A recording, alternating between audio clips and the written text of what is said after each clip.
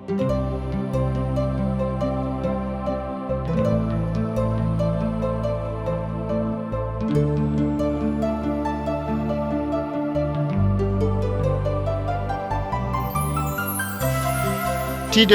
India द्वारा प्रसारित कार्यक्रम जिंदगी की राह में आप सबका हार्दिक स्वागत बा। ई कार्यक्रम बाइबल का विधिवत अध्ययन हवे। हमार ई उद्देश्य है कि आप सब परमेश्वर की इच्छा से अवगत हो जाएं, ताकि ओकरी विरुद्ध क्यों ऐसन काम ना करी कि दंड का भागी होखी। बाइबल सगरी मानव जाति खातिर छुटकारा का संदेश है। कृपा करके देखी सुनी, ताकि परमेश्वर आपकी जिंदगी का रास्ता दिखावे वाला ठहरस।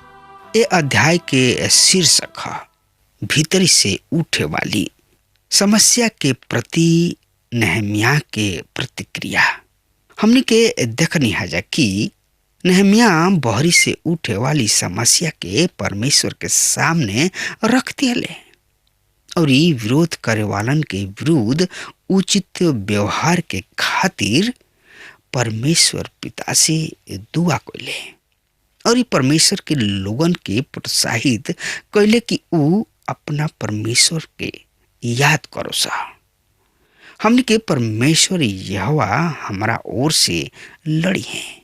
5वां अध्याय में भीतरी से अर्थात यहूदी सब की ओर से पैदा होने वाली समस्या के प्रति हम नहम्याह के प्रतिक्रिया के बारे में अध्ययन करेंगे, पढ़ के, सुन के और समझ के और एकरा ऊपर बढ़िया तरी से विचार करके।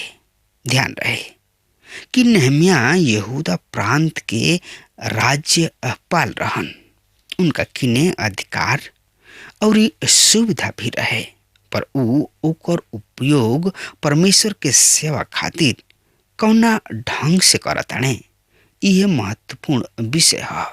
प्रिय भाई बहन, यरूशलेम के शहर पनाह के यह महत्वपूर्ण परियोजना के सामने अनेक क्षेत्र से नाना प्रकार के समस्या पैदा कल जा रहा बा। प्रिय भाई, मनुष्य के दुश्मन शैतान बड़ा धूर्त है। सबसे पहले वो यहूदी सब के हंसी मजाक लड़ाई उनका के उड़ौलस और आखिरी में वो खुल के विरोध करे लागल और तब नहम्याह यहूदी सब के निर्देश दिले कि तोहनी लोग एगो हाथ में तलवार रख और दूसरा हाथ से काम कर। नहम्याह और उनकर साथी सब बड़ा ही यानी कि कठोर मेहनत कैले, यहाँ तक कि ओहनी लोग अपना कपड़ा के भी ना उतरले और अब दुश्मन अर्थात शैतान के घर के भीतरी से समस्या खड़ा कइले। प्रिय मित्र, इतिहास बता रहल बा कि जब शैतान कलीसिया के सताव द्वारा नष्ट कर सकले तो ऊ कलीसिया के साथ सम्मिलित हो गइल। निराशा के पश्चात शैतान ओहनी लोग के बीच झगड़ा खड़ा कर रहल बा। प्रिय भाई बहन, तो एकरा बारे में जानकारी खातिर रुआ हमरा संगे आपन पवित्र शास्त्र बाइबल निकाल ली। नहम्याह के किताब 5 अध्याय 1 पद से लेके 4 पद एह तरी से बता रहल बा। सुनी ध्यान से, हम रुआ खातिर पढ़ रहल बानी। तब लोग और ओहनी लोग के मेहरारू सब के ओर से और ओहनी लोग के यहूदी भाई सब के विरुद्ध बड़ा ही चिल्लाहट मचल, काहे कि कुछ लोग कहत रहले हम तथा हमनी के बेटा बेटी सब बहुते जन बानी जा, ऐसे हमनी के अनाज मिले के चाहिए कि हमनी के ओकरा के खा के जिंदा रह सकी जा। और कुछ लोग कहत रहन राजा के कर चुकावे खातिर हमनी के खेत और दाग के बगीचा सब पर रुपया उधार ले ले बानी जा। प्रिय मित्र, यहाँ औरत सब के ओर से समस्या खड़ा कइल जा रहल बा। हम सोच रहल बानी कि यह अवसर पर औरत सब काहे चुप बाड़ी सा। उन्हीं लोग तैयारी में रही कि कब का कइल जाए। लोग आपन व्यक्तिगत समस्या सबके लेके हाला गुला कर रहल बाड़े और ओहनी लोग के ऊपर सरकारी कर भी लादल गोल रहे। ओहनी लोग अपना भाई सब से भी खुद लेत रहले और ओहनी लोग ए तरी आपन जिंदगी चलावत रहले लोग। मित्र, 5 पद ए आधी अध्याय के ए तरी से बता रहल बा, पर हमार और हमार भाई सबके शरीर एगो ही समान ह। हमार और ओहनी लोग के बाल बच्चा एक समान ह, हमनी में कोनो अंतर नहीं के। फिर भी देखा, हम अपना बेटा और बेटी सबके दास बनावे खातिर बाध्य कर रहल बाड़े और हमनी के कुछ बेटी भी दासी तो बन चुकल बाड़ी सब, पर हम असहाय बानी काहे कि हमनी के खेत और दाग के बगीचा दूसरा के केहू हो गइल बा।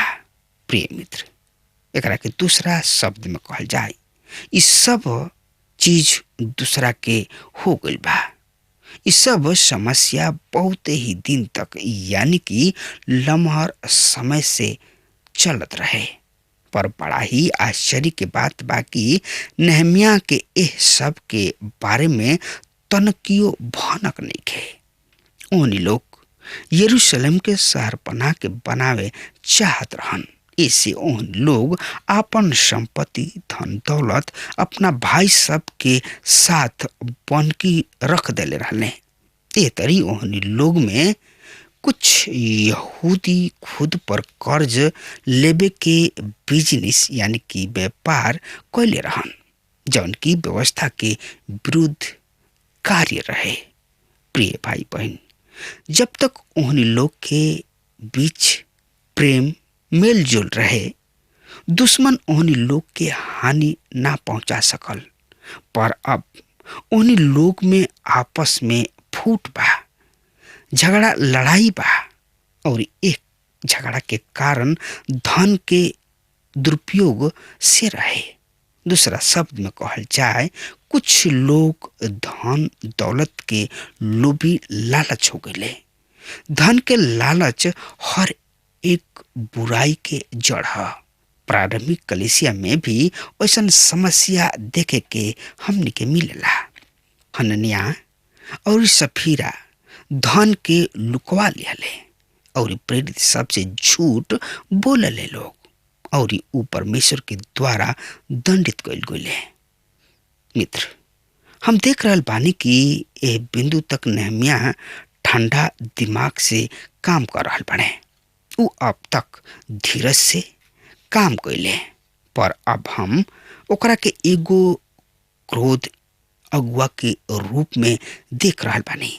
प्रिय मित्र, एकरा बारे में औरी जानकारी खातिर रुआ हमरा संगे आपन पवित्र शास्त्र बाइबल से देख ली। यही अध्याय के 6 पद एह तरी से बता रहल बा। उनकर ई बात और चिचियाइल सुन के हमरा बहुते क्रोध आइल। प्रिय मित्र, नहमिया बहुते खिसियाइल बाड़े और खिसियाइला के का प्रतिक्रिया भइल। सबसे पहले ऊ खुद विचार कइले कि एह परिस्थिति में का कइल जाए। ऊ शुरू कइले रईसन और अधिकारी सबसे और ओहनी लोग के कलई खोलले। कलिसिया में भी एह तरी कार्रवाई करे के चाही। कलिसिया के कार्यकर्ता सबके भी यही तरी चेतावनी देवे के चाही। बुराई के प्रकट होखल बहुत ही जरूरी बा। नहमिया अपना भाई सब से कर्ज लेबे वाला यहूदी सब के सामने प्रकट कइले। ए बात पर नहमिया खिसियाइल बाड़े। रुआ कहब कि उनका खिसियाइला के ना चाही।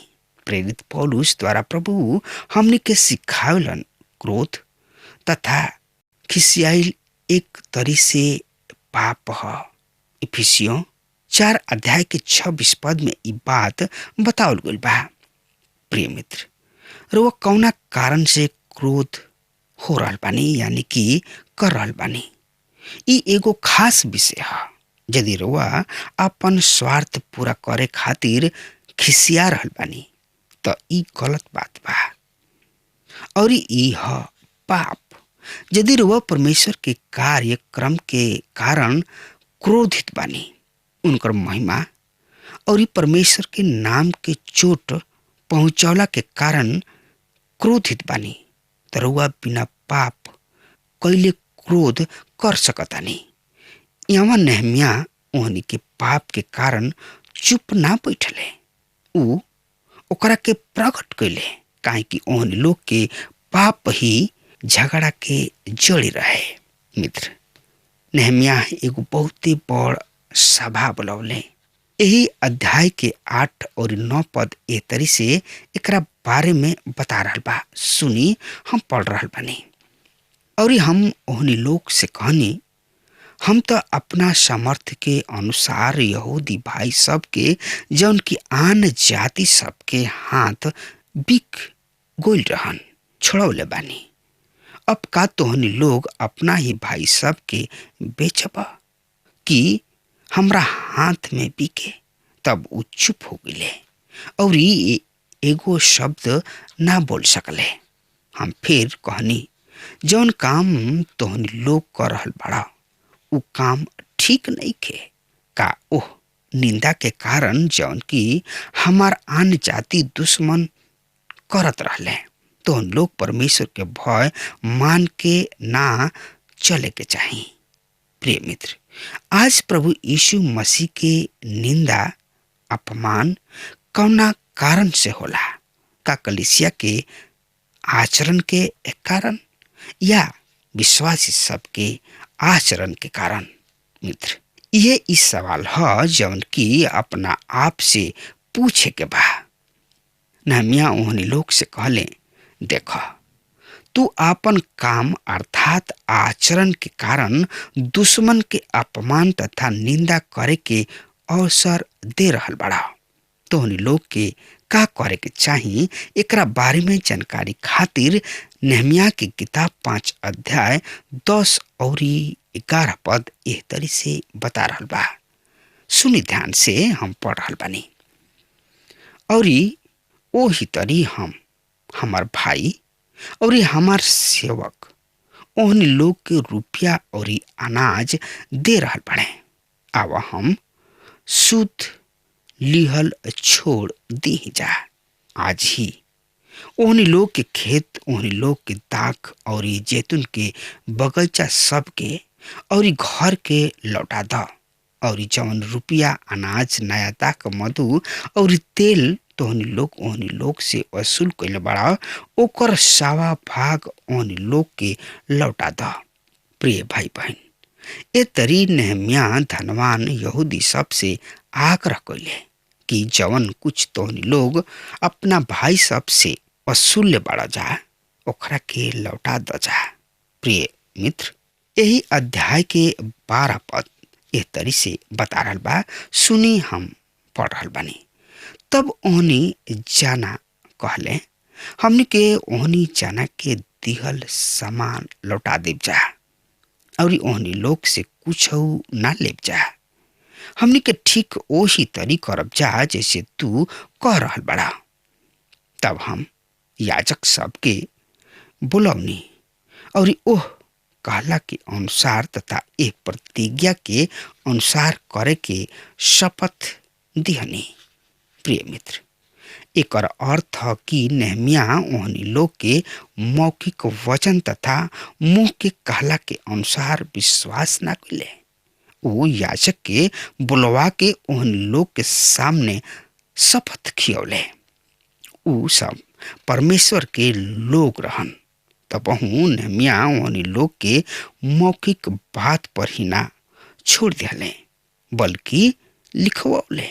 प्रिय मित्र, हमने के जिंदगी और गलती सबके तथा भूल में से सबसे बड़ भूल ई रहे कि हम कुछ मसीही कहाई लोगन के बात पर विश्वास करी न जा।